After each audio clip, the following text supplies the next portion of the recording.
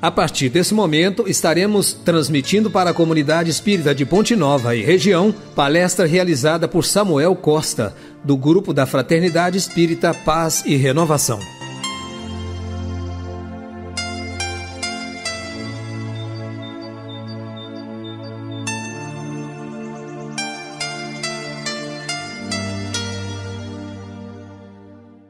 Pai nosso que está nos céus, santificado seja o vosso nome.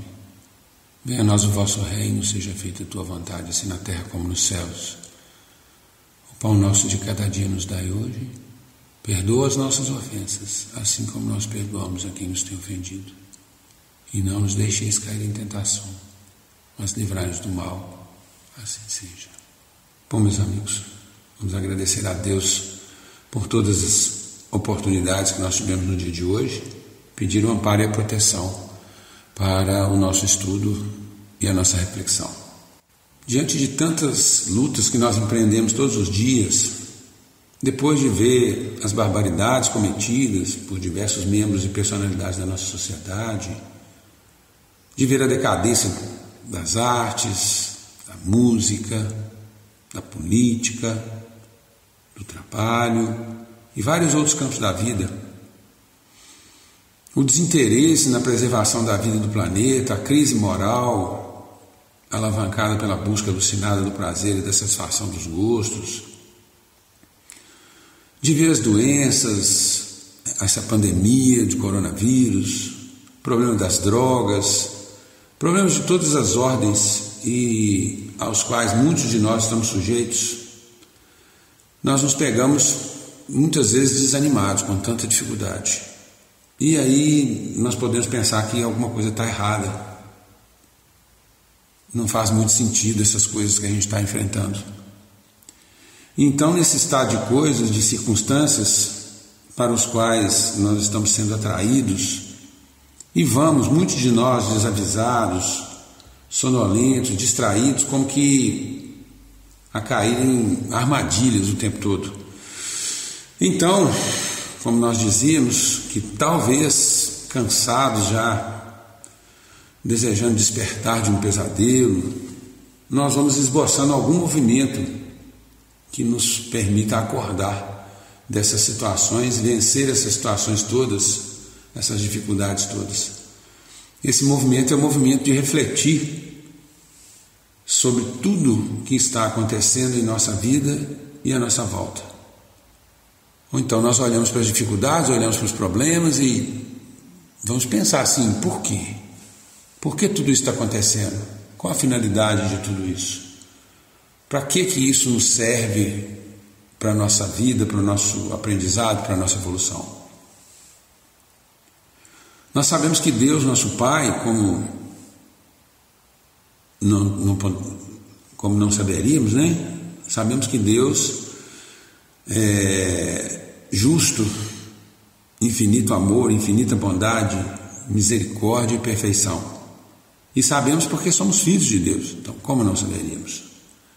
Certamente que nos falta ainda, porque nós não conseguimos ver, nós não conseguimos compreender, mas se nós remontarmos mais de 3.000 anos, a humanidade vem recebendo as informações vindas de Deus.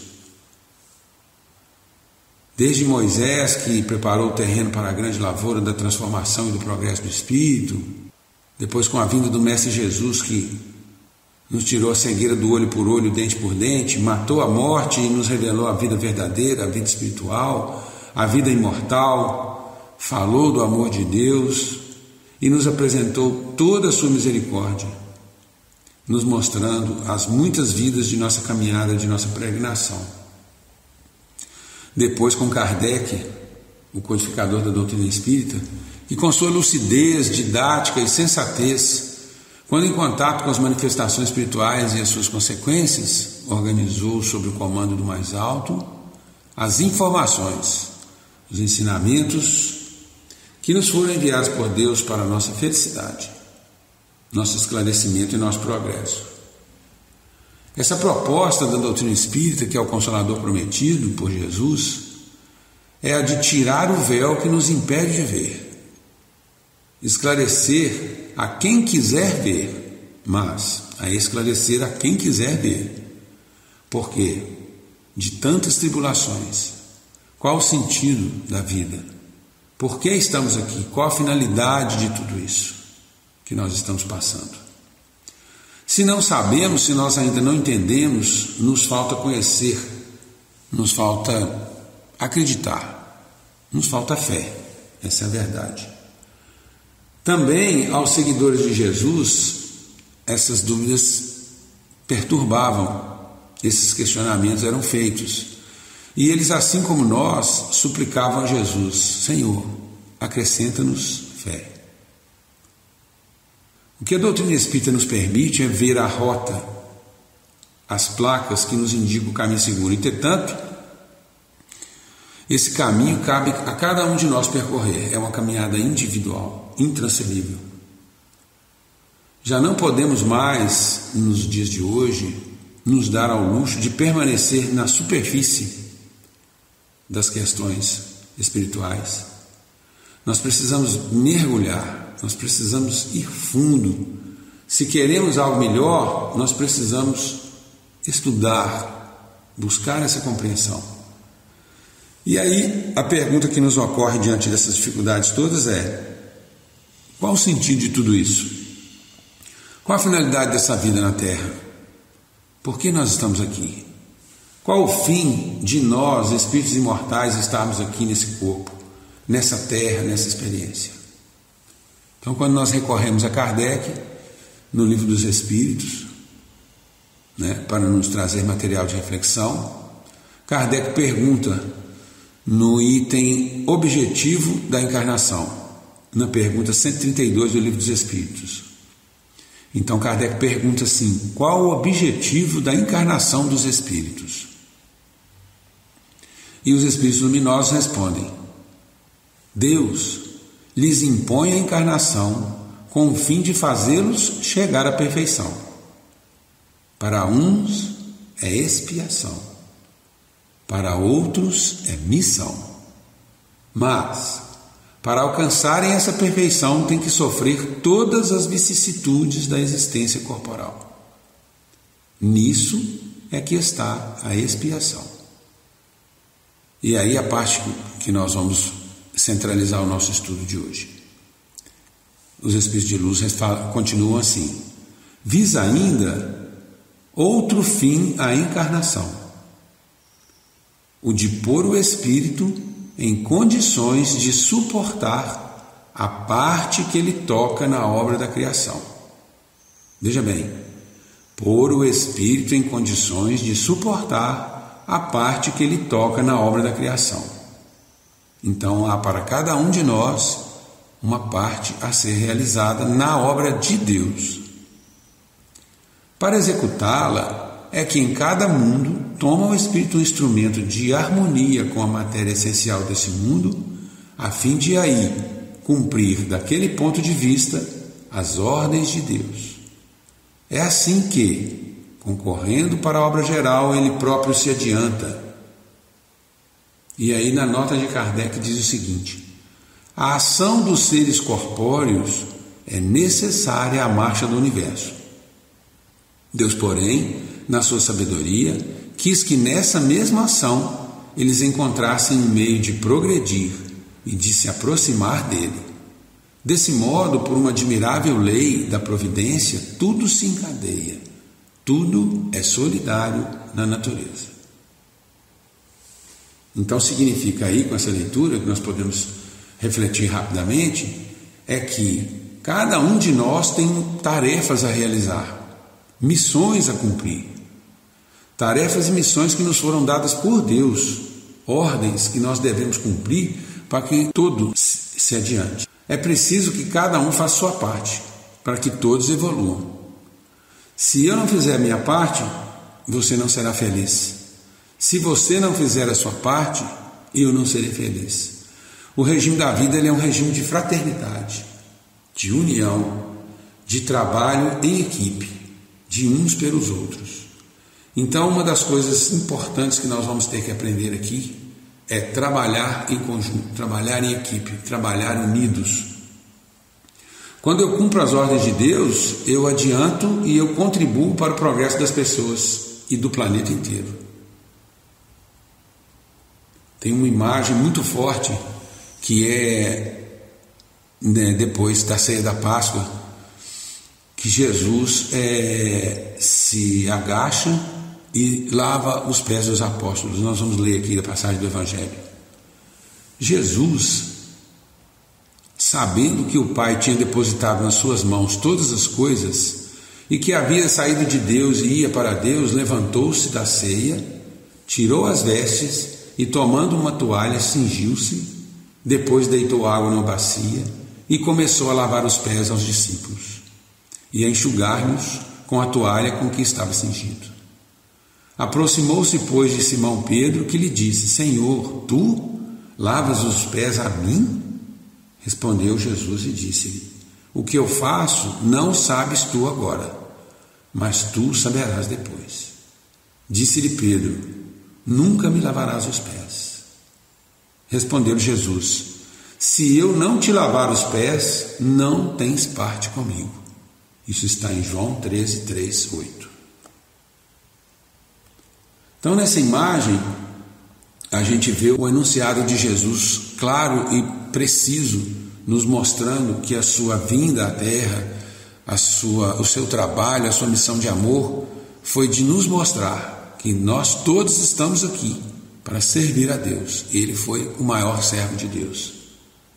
Então, essa nossa busca pela felicidade, o que é ser bom? O que é ser feliz? Ser feliz é ser um bom pai, um bom marido, uma boa mãe, uma boa esposa, ser um bom filho, fazer o bem, praticar a caridade, trabalhar na casa espírita, ajudar as pessoas, cuidar das obrigações e deveres. Onde então que está a felicidade, né? Ser rico de bens materiais, ser bem-sucedido aos olhos dos homens, ser aplaudido, pertencer a algum grupo, instituição que nos faça sentir valorizado, validado, aceito dentro daquele grupo.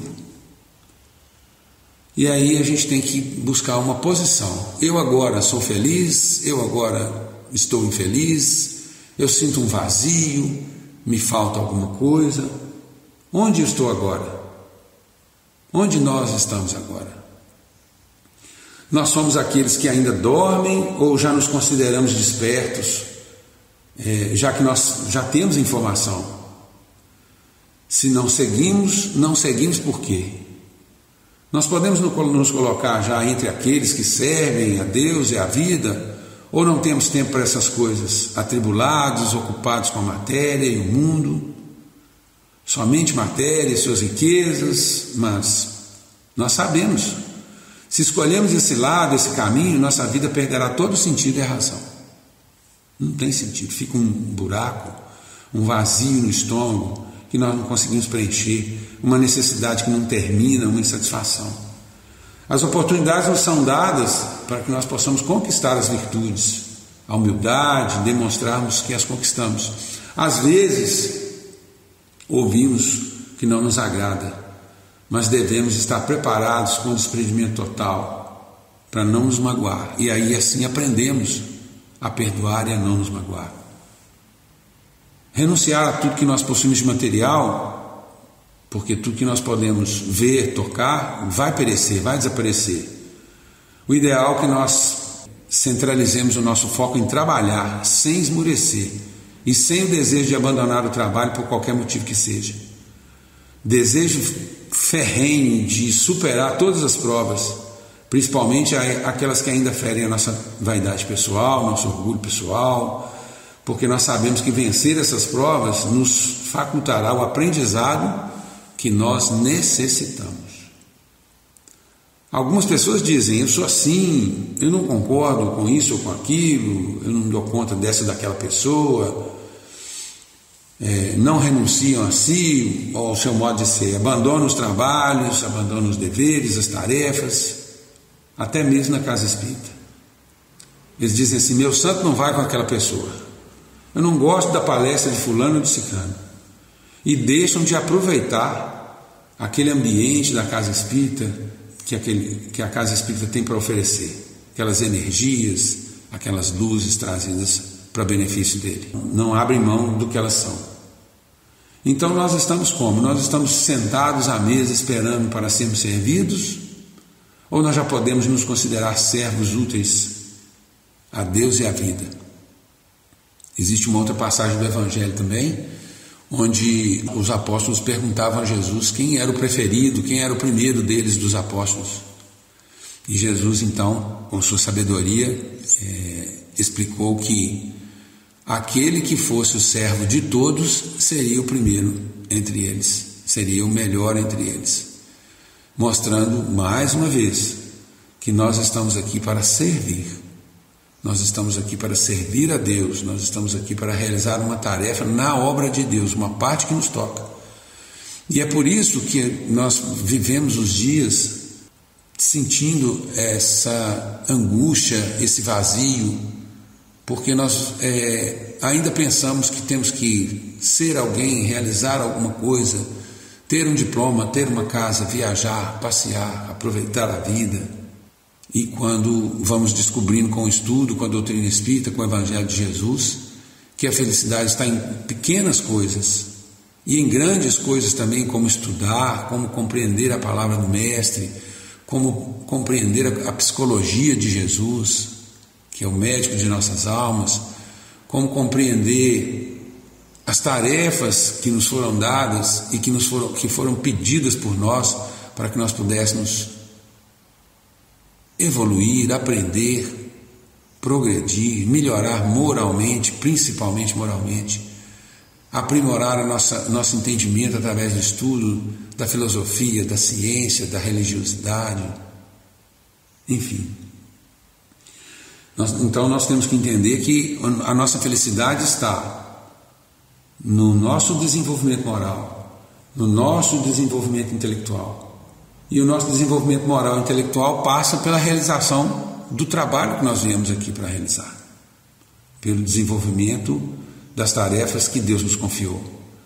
Nós temos que nos elevar, nós temos que empreender um esforço para servir e estar perto de Jesus, estar perto de Deus. Quanto mais perto de Deus, quanto mais perto de Jesus, mais felicidade, mais alegria. Alegria de estender a mão num gesto simples e doar um pouco. Ou o gesto simples de doar um tempo, uma prece, um desejo no bem, um não julgamento. Caso contrário, seremos servos, mas não servos de Deus, servos da matéria e dos interesses do mundo. Aí estaremos na conta daqueles que fazem não o que devem fazer. Quando Jesus, na cerimônia em lavando os pés dos apóstolos, disse a um deles que ele não compreendia, mas que ele compreenderia no futuro, ele estava dizendo que quando viesse o Consolador prometido, quando a humanidade tivesse caminhado um pouco mais e evoluído um pouco mais, nós já seríamos capazes de compreender que Jesus foi o servo de Deus, que veio aqui para servir e nos mostrar o caminho, a verdade e a vida. Vamos então fazer uma leitura para encerrar o estudo de hoje. Dever de servir. Em matéria de beneficência, todos estamos na obrigação de doar algo de nós à vida que nos cerca. E isso não sucede tão somente a nós, as criaturas que atingimos a razão, mas igualmente a todos os seres. Minerais fornecem agentes químicos. Vegetais distribuem utilidades múltiplas. No reino animal, milhões de vidas trabalham e se sacrificam a benefício do homem. Camelos que o transportam, ovelhas que o vestem, cães que o auxiliam e bovinos que o alimentam.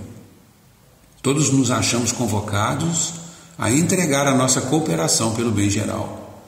Acontece, no entanto, que na criatura humana o discernimento conquistado cria o problema da livre aceitação do dever de servir. Todos nos reconhecemos indicados para oferecer o melhor de nós, para que apareça o melhor dos outros em auxílio de todos. Desfrutando, porém, do atributo divino de contribuir conscientemente na criação universal e não constando a violência da obra de Deus, o homem Muitas vezes, quando se vê compelido pelas forças da vida a fazer o melhor de si a benefício do progresso comum, oferece ingredientes negativos à engrenagem do destino que ele próprio se incumbe de suprimir depois do erro cometido, despendendo tempo e força para reajustar o que ele mesmo desequilibrou. Consideremos a nossa parcela de trabalho na economia da existência. Importa observar, entretanto, que qualidade de observação doamos de nós e o modo pelo qual nos entregamos à cota de serviço ao mundo, junto às pessoas e ocorrências que nos cercam, porque, embora sejamos livres no espírito e responsáveis na ação, todos, na essência, somos canais vivos de Deus. Está aí no livro Encontro de Paz, psicografia de Chico Xavier, autor Emmanuel. Vamos então, meus irmãos, encerrar o estudo, agradecendo a Deus e pedindo a Ele e a Jesus e a espiritualidade que nos ampare nos nossos propósitos de trabalhar, de estudar, de melhorar e principalmente de servir a Deus. Assim seja.